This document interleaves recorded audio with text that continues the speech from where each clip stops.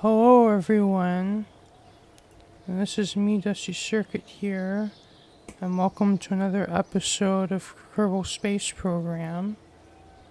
And today I actually would like to finish off, the goal that I set for myself in my series, which is to visit like all of the planets in I've done all the planets in OP Outer Planets mod, and then all the planets in Minor Planets expansion, and then all the Quack Pack planets, and now all of the Kcalbeloh planets.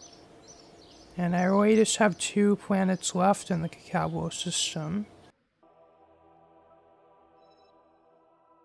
And those are Roquea. I'm still not quite sure if that's the correct pronunciation, and on Remfni, which is the innermost one.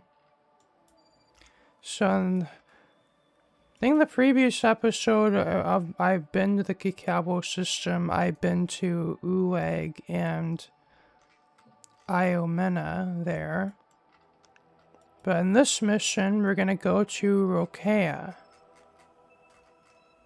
And what's kind of interesting about this one is not only is it an ocean planet, but it is completely covered in an ocean like several kilometers deep.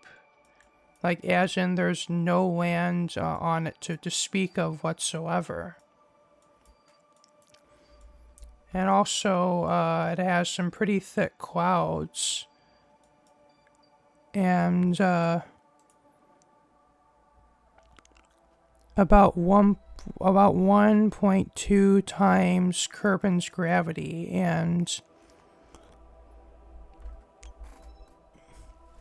about 6 times Kerbin's atmospheric pressure at sea level. So landing here is going to be kind of similar to Eve, but only with water. And this planet also has an oxygenated atmosphere. So I guess you can kind of think of it like the equivalent of Eve, but with an oxygen atmosphere and just covered in oceans.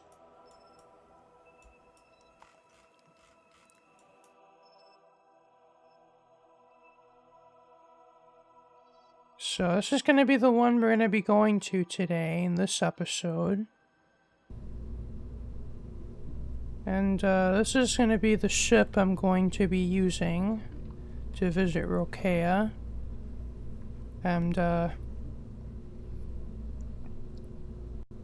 actually going to be using a plane to land on the planet, which is going to be pretty exciting. And yeah, I did test this before making this video to see if it is possible to take off from Roquea with this plane, and indeed it is. But I actually originally was planning on using a smaller plane than this, but last minute I decided to make this bigger one because I have a bit of a creative idea for this mission. I'm also largely inspired by Bogue's video of Roquea. I would like to send a submarine to the planet and actually dive to the bottom of the ocean. And I originally was planning on just having like a separate re-entry thing, like situation for the submarine, and then just have the submarine like separate from the spaceship and just dive into the atmosphere and then break off the heat shield and then just parachute to the surface and then have this guy dive separately from the plane. But then I had a thought of, well, why not I build a plane that can actually carry the submarine inside of a cargo bay, and then we'll land the plane on the surface of the water, and then we'll detach the submarine, and then we'll dive to the bottom of the ocean.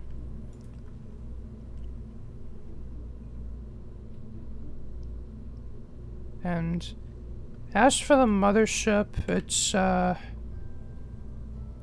our crew habitation modules. So this is like it got a the command module, centrifuge, which extends like that, which is from the stock-like station parts expansion mod. And then this other habitation module. And these truss parts from near future construction. And the engine I'm using is and the radiators are from the Sterling Systems mod suite. And this one is a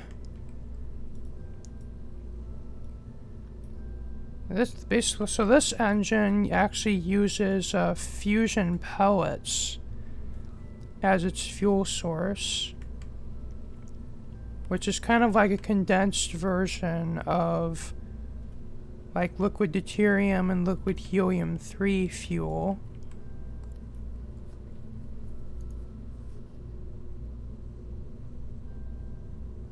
But this engine is, like, I think among one of the most powerful and highest delta V engines that I have available to me. I don't know if you can see the delta V number, but it's like pretty crazy high. I think it's like over 1 million. So pretty sure where this is, we're once again packing way more delta V than we're actually going to need for this mission, but much better to have too much fuel than not enough fuel.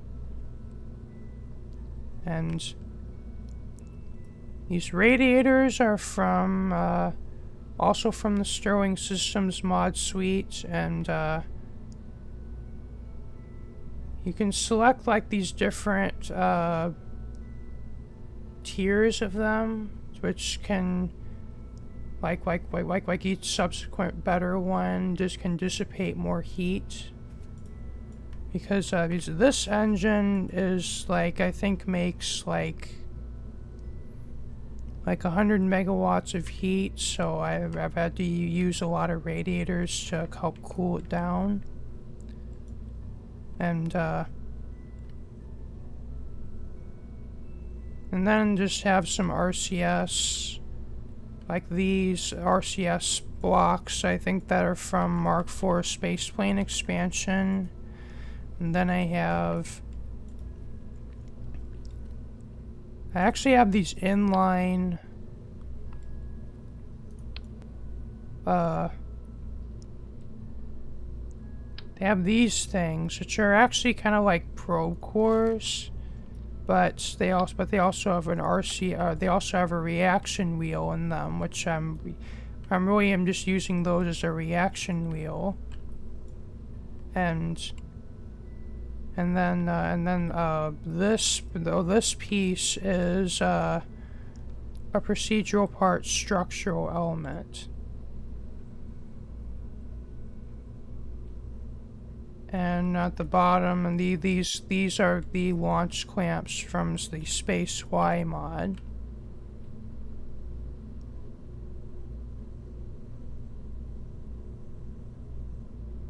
As for this plane, I'm once again using these engines. I think they're actually kind of become one of my new favorite jet engines, just because,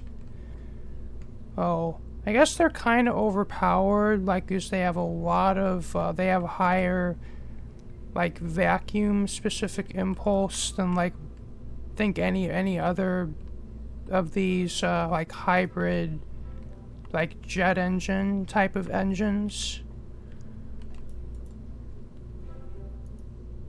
And because these use a lot of power, I am using one of these the OPT reactor cores to provide enough electricity to power them.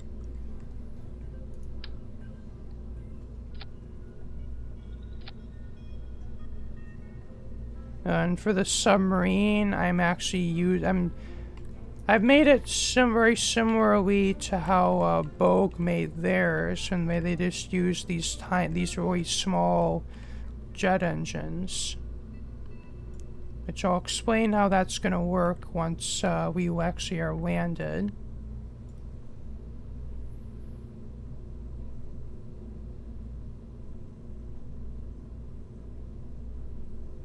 And the wings are the B9 procedural wings fork, which for me has basically replaced the stock, all the stock wing parts. Because it's like if I want to make, I can make any size wing I want. Like I can, like where we just by pressing J and then playing with this interface, I can pretty much make any shape or size wings that I want, which is just awesome. And no need to mess around with those with all those wing parts. It's really nice. And these air brakes are from the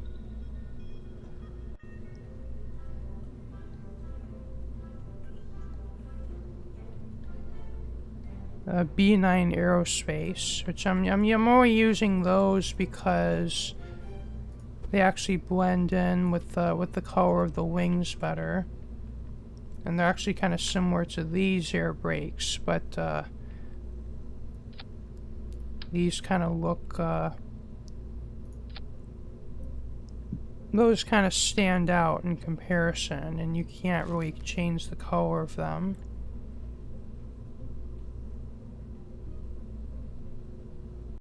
Oh, and I'm also doing another kind of interesting thing. So the OPT spaceplane mod actually has these configurable fuel tanks. Like you have all these different options for what you want to be in these tanks, and I actually there's an option for what's called intake atmosphere. And what that does is like when you're using jet engines that are intaking air, that tank basically acts as like a buffer for air, basically. So like if you're flying and you go too high in the atmosphere for your intakes to keep your engines happy, you actually instead of immediately cutting out, you'll still have at least a little bit of like a reserve amount of air left in this tank, which will get used up, which will temporarily provide more use of the air breathing mode until like you're at a higher point, like in the planet's atmosphere, where you can switch to your rocket mode and actually get the most out of it. Like so you don't have to use it lower down the atmosphere, where that's going to be less efficient.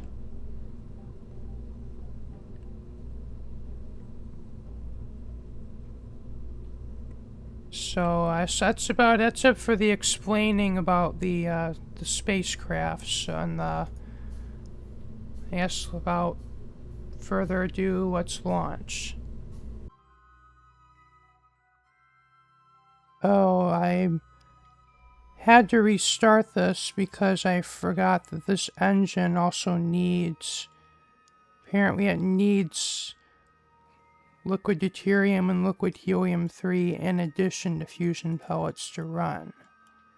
So I've had to add that tank in there, but hopefully now it should be able to take off. Okay, I forgot to... Apparently the jet engine's activated at the same time that engine, or those were released, so I'm gonna deactivate that really quick. Now we can take off.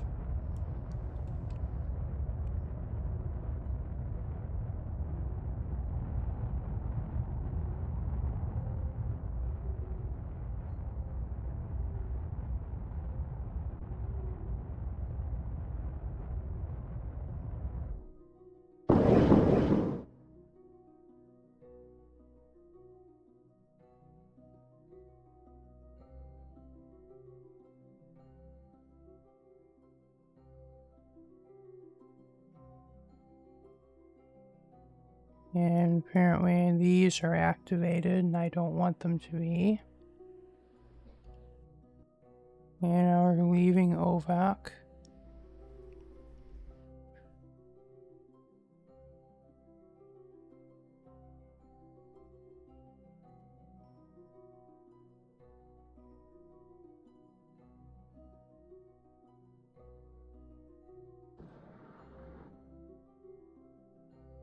And now we just need to plot our encounter with the wormhole.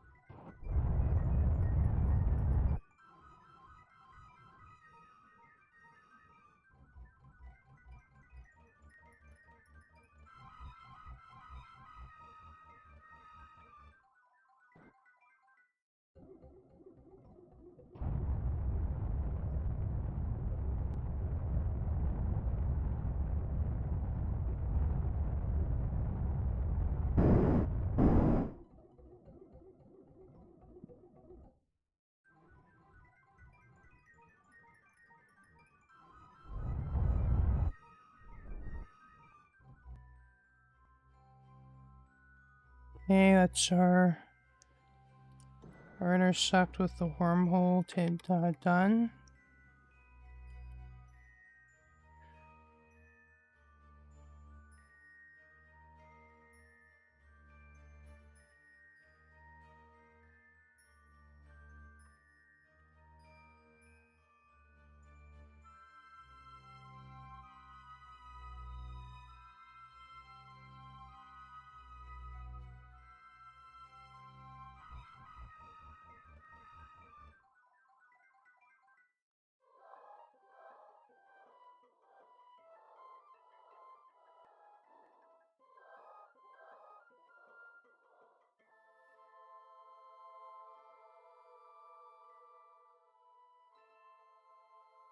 And here we go.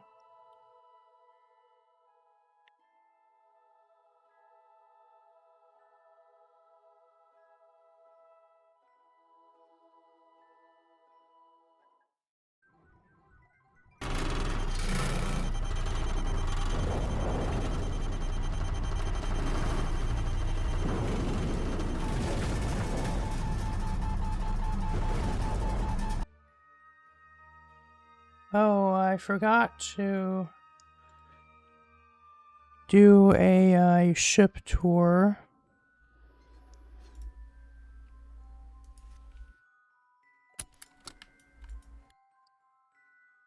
This is that command module.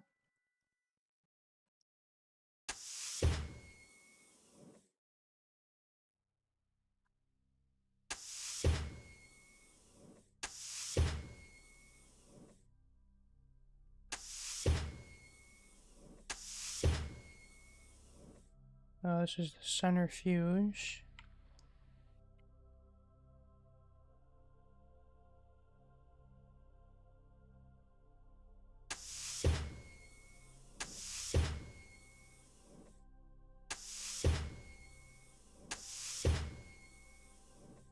this is, and this is that that big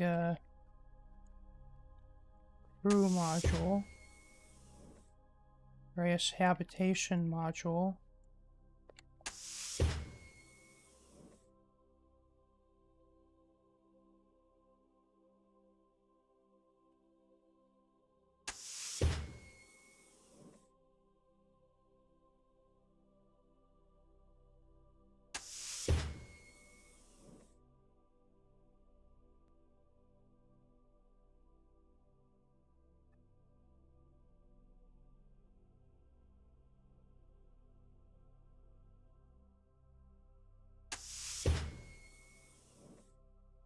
Well, going inside the centrifuge while it's spinning is kind of interesting.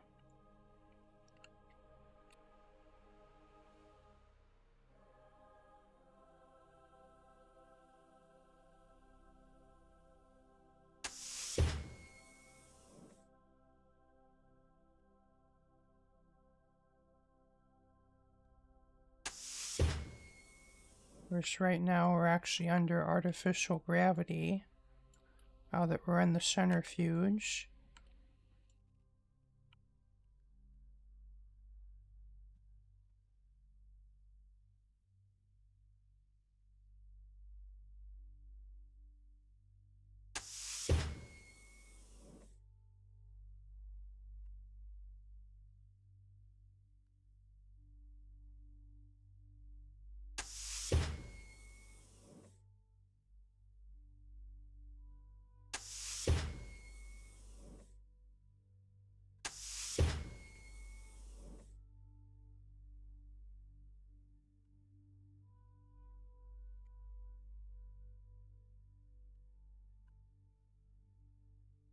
And I'm pretty sure all the 4 sections of the centrifuge are similar.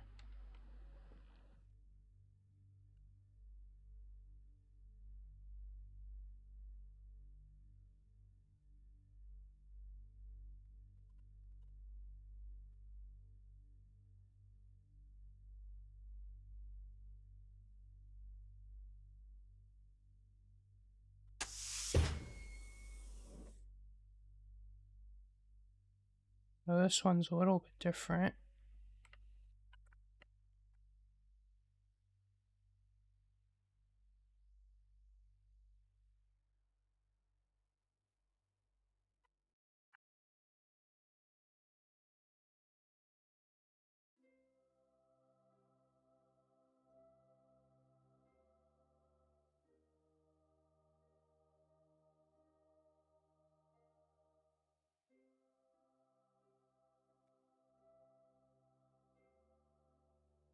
I'll keep white.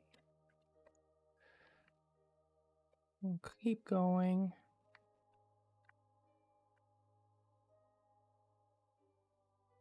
Yeah, it can be a little...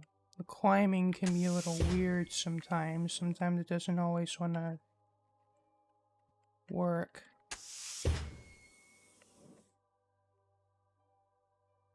Oh, and this is same as the other one we were in.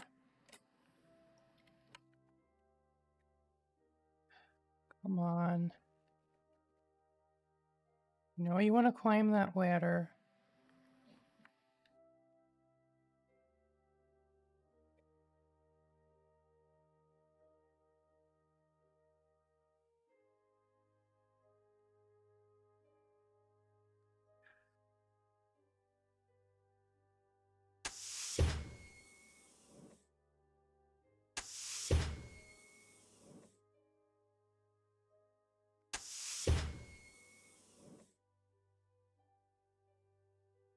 And this one's also a little different.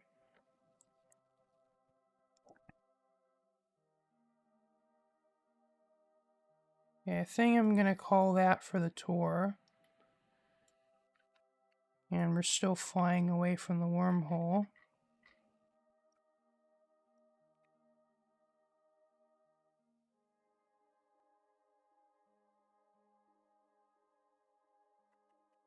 And looks like we're already on escape trajectory out of Sarah, which was what we want anyway.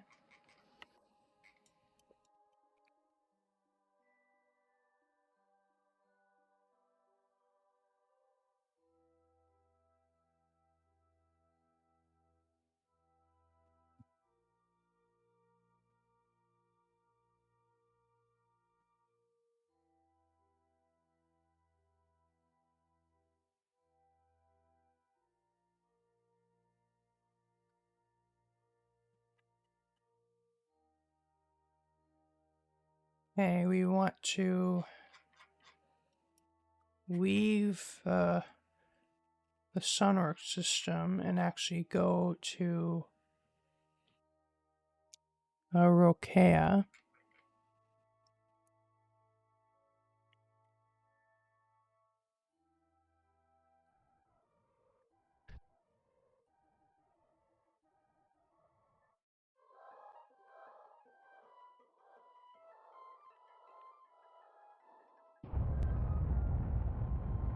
And this burn is gonna get us out of Sunwork, and also our periapse is almost down to Roquea's orbit around the black hole.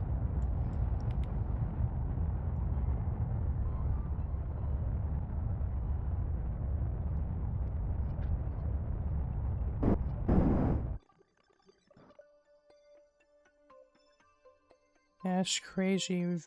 So far we barely used up our fuel, and it looks like the fuel stored in the engine's draining first, and then it's going to use the fuel that's in that tank.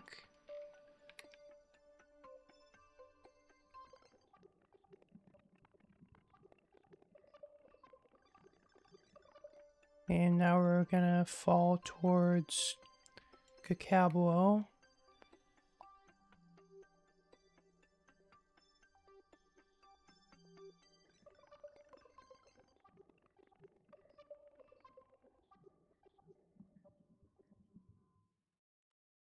And let's get facing retrogrades to get ready for our circularization burn.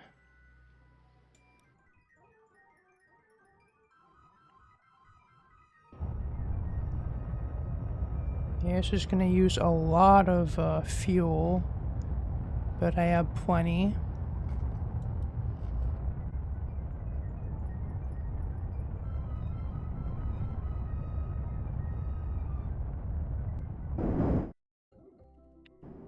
Thought I'd time warp to actually directly to the periapsis so I can finish off this burn.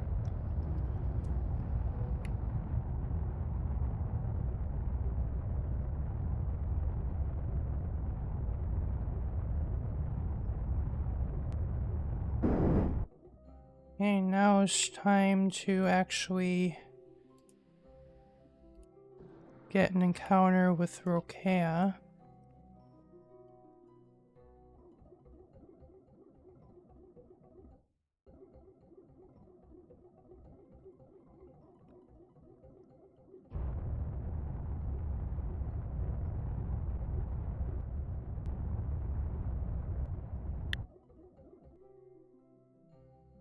I wanna...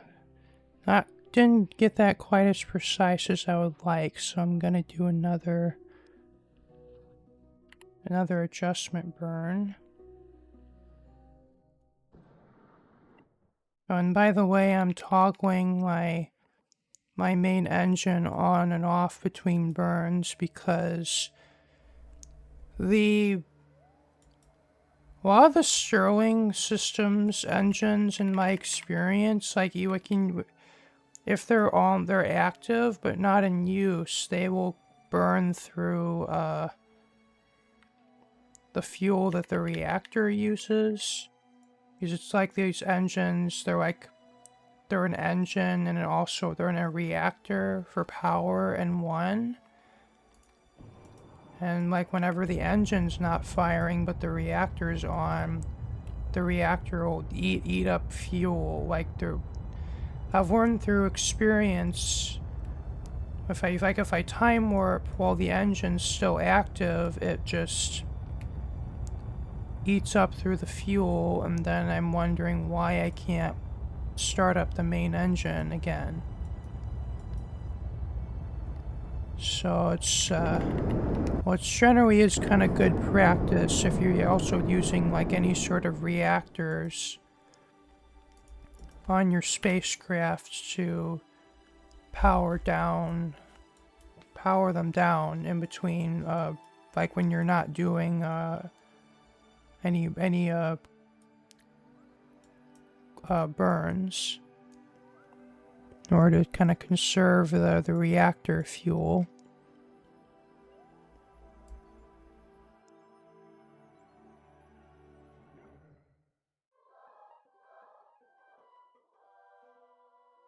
And that adjustment burn's gonna get me on an intersect with Roquea, but it's just a question of how much delta V is gonna be needed to capture, like within the sphere of influence.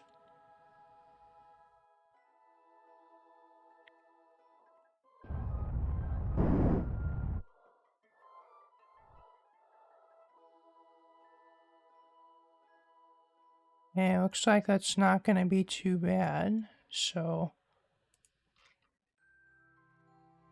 well, I would like to have the bit of a flatter trajectory. Maybe a bit more of on to like an equatorial orbit, like that.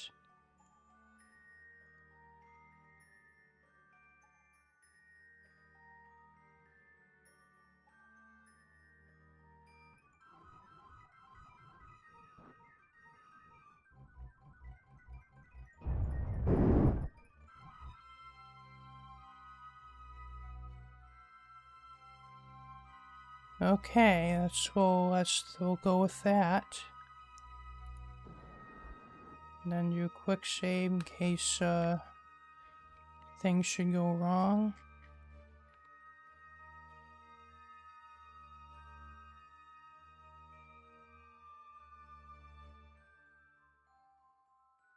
I don't know if we'll be able to see the planet as we're approaching. Oh, there it is.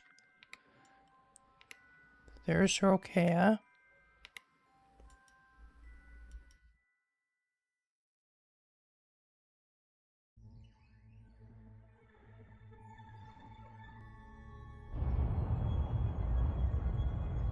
So I'm gonna try to point myself more outwards, which is hopefully going to allow us to burn further out, but not affect where our periapsis is going to be.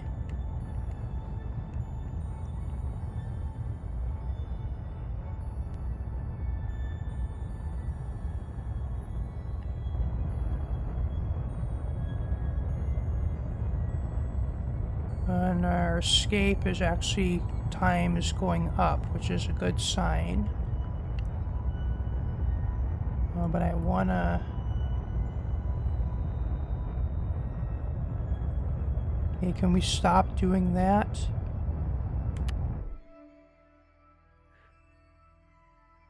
Okay, I think we'll do... I think we'll just go burn out.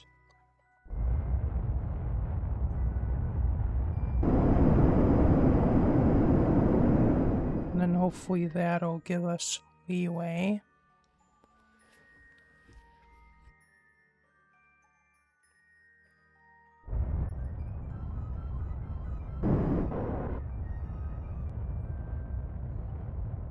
Oh wait, I want to go the other way.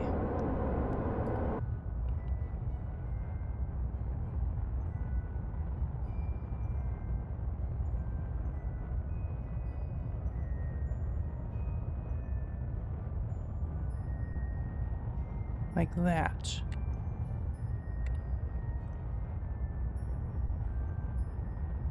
Okay, stop.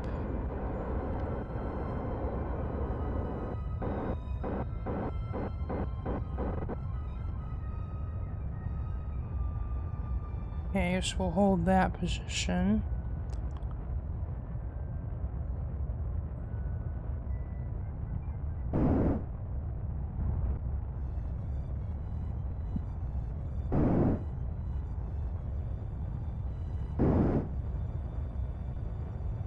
Okay, we want to stop lowering our periapsis.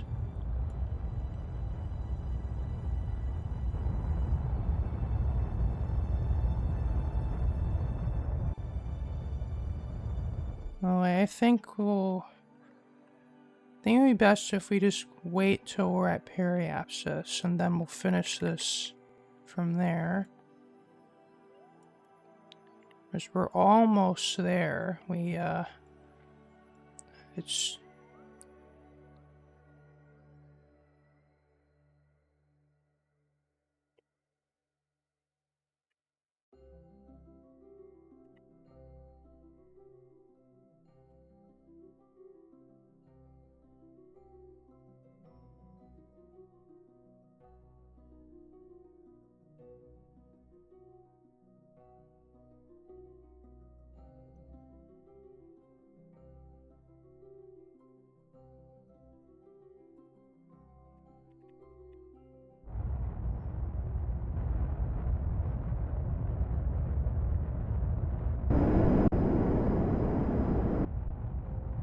Hey, we are captured.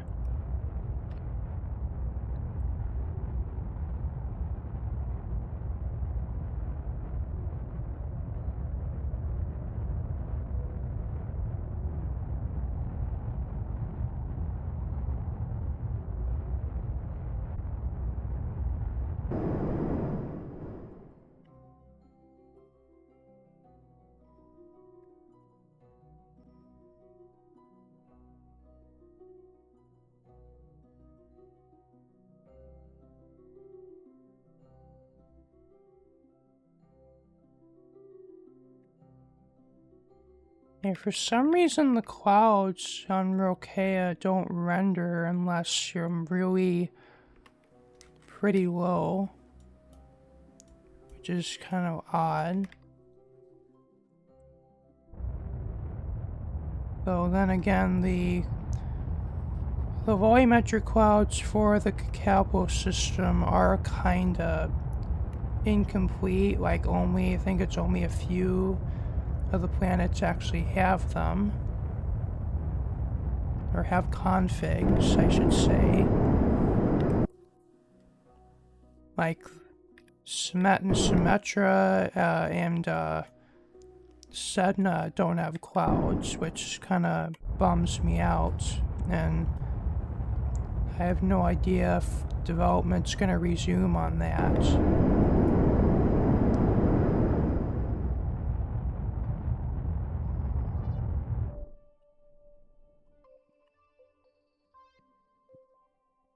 Okay, now we are in a low orbit above Roquea. So disable my main engine. And I guess before we land, I guess we can get some screenshots. Or maybe get some potential candidates for screenshots.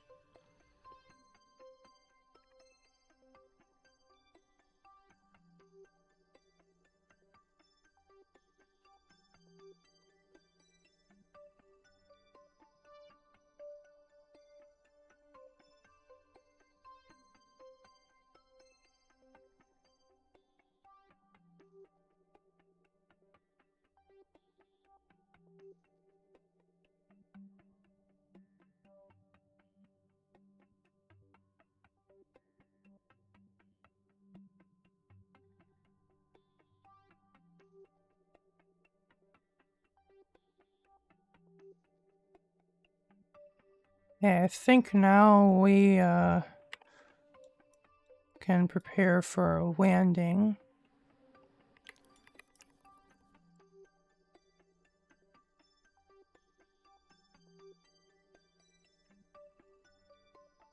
Oh, that's also a good shot.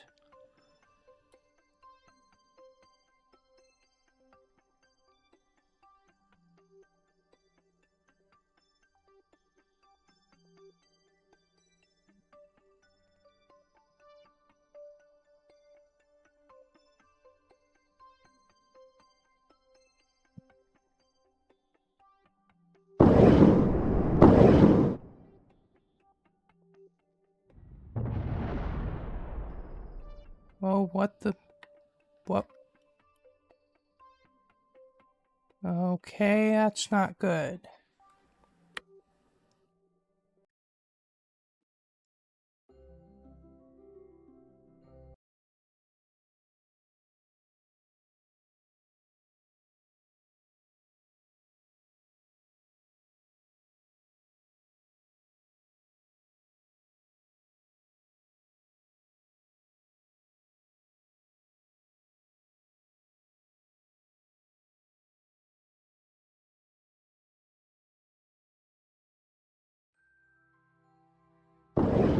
Okay, what happened there is I throttled up these engines a little bit, and I mean just a little bit, like just barely, but that still was enough to destroy one of these radiator panels, so I guess I'm just gonna have to use RCS to push away.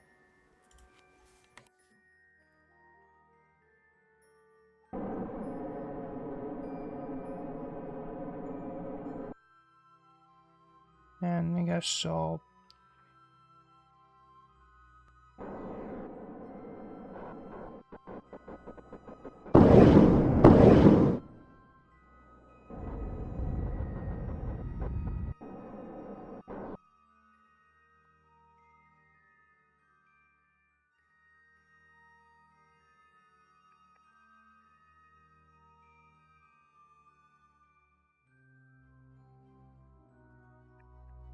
So just get away from our mothership, and then we'll think about where we want to land.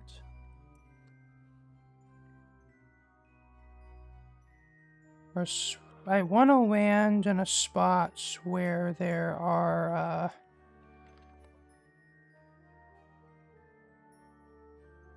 I'm going to turn on the biome cheat.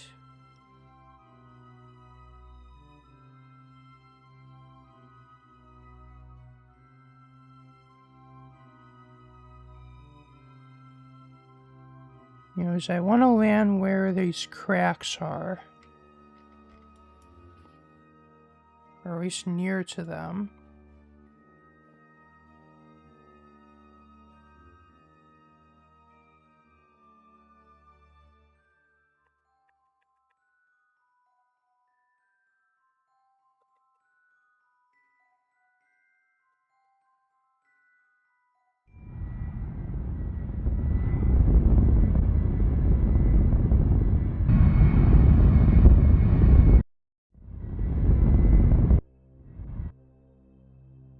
Well, I guess it doesn't really matter. If we land short, we can always, like once we're in the atmosphere, we can always fly to where we need to go.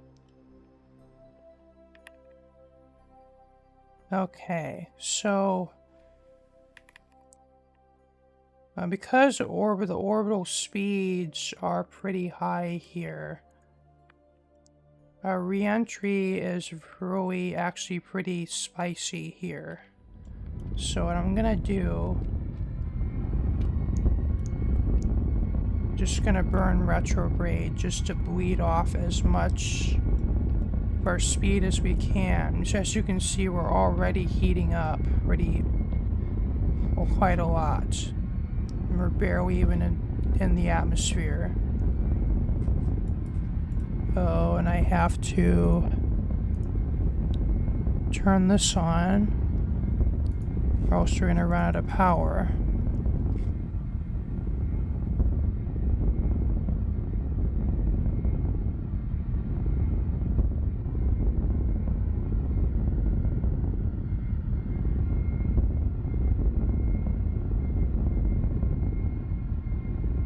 Yeah, I don't know why we're not getting electricity, so I'm gonna turn that on for a bit.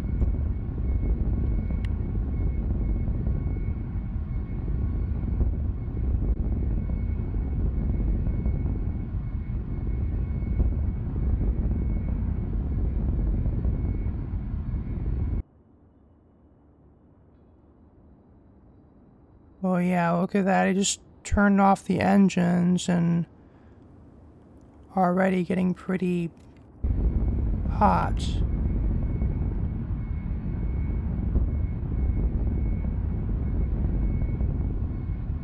Well, I guess doing a bunch of these maneuvers should help bleed off speed.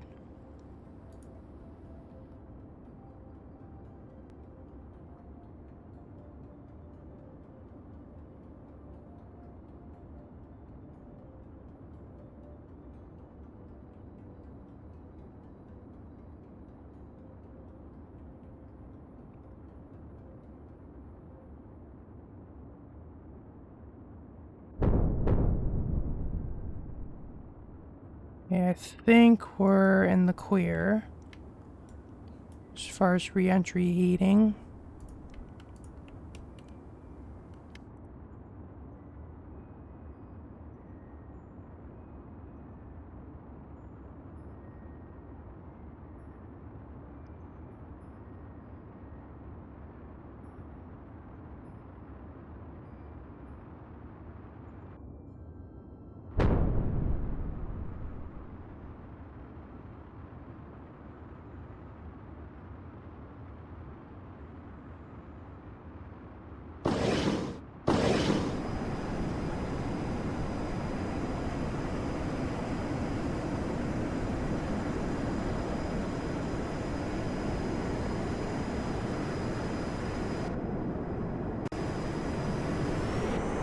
Yeah, I'm a little, I want to maybe go a little closer to the day side, so I think I'm just gonna fly a little bit.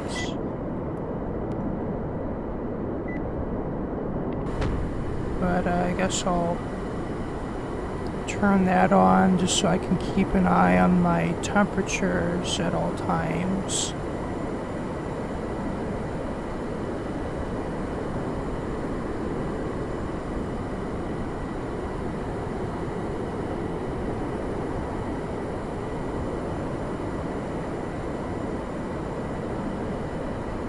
And I guess we just want to keep going until we see that we're in a crack biome.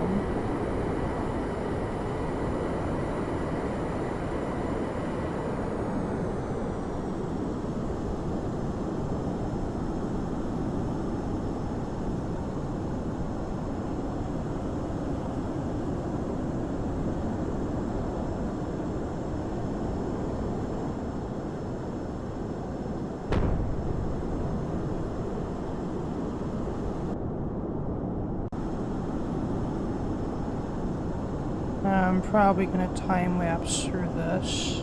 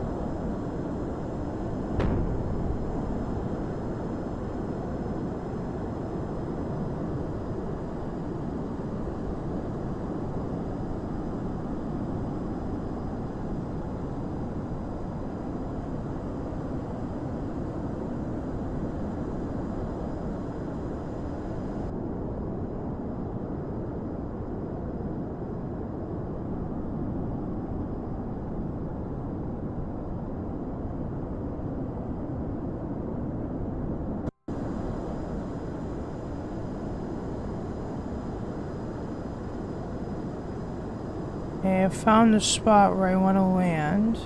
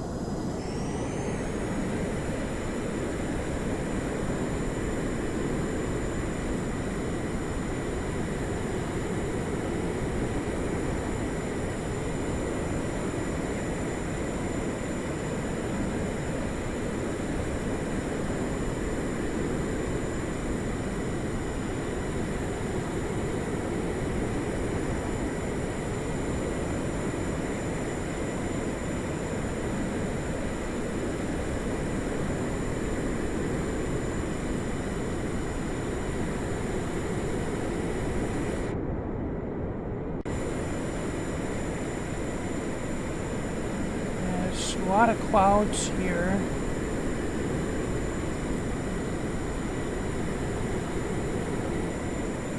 So I want to go, where I want to go is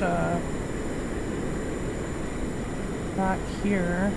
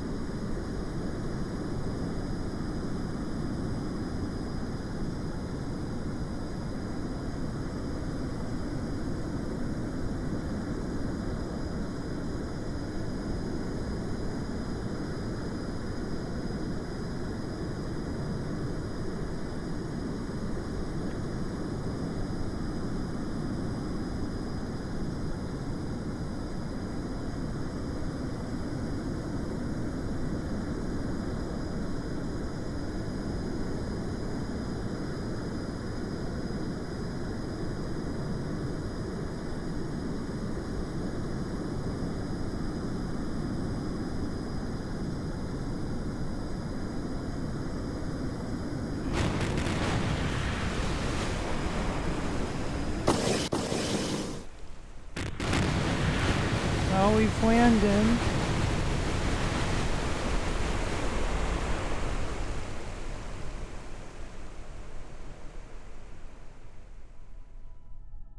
And we got a quick save just in case the Kraken decides to play tricks on us. Hey, the surface of this planet is kind of a bit hostile because you have these big waves which are gonna make you constantly bob around like this. Like this is like what the inside view looks like.